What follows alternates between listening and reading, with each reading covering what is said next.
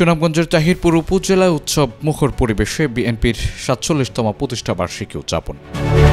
বাংলাদেশ জাতীয়তাবাদী দল বিএনপির প্রতিষ্ঠাবার্ষিকী উপলক্ষে তাহিরপুরে বিশাল বর্ণাঢ্য র্যালি ও সমাবেশ অনুষ্ঠিত হয়েছে। বুধবার বেলা ১২টায় বাজার থেকে বের হয়ে বিভিন্ন রাস্তা প্রদক্ষিণ করে র্যালিটি তাহিরপুর উপজেলা ইউনিয়ন পরিষদের সামনে গিয়ে সমাবেশে মিলিত হয়। সমাবেশে বক্তারা বলেন, বাংলাদেশের স্বাধীনতা অর্জনের পর শহীদ প্রেসিডেন্ট জিয়াউর রহমান আমাদেরকে জাতীয়তাবাদী দল উপহার দিয়েছিলেন।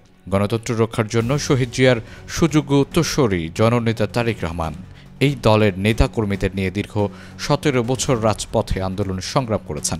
এই আন্দোলনের সফলতা আসবে আগামী ফেব্রুয়ারি জাতীয় নির্বাচনে বিএনপির বিজয়ের মধ্য দিয়ে।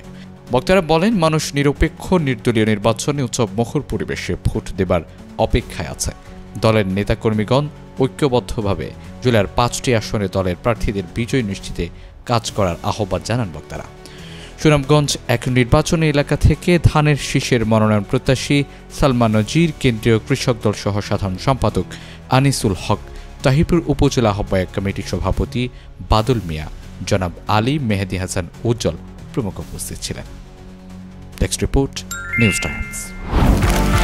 নিউজ টাইমস 24 BD, সত্যের প্রত্যয়ে আমরা।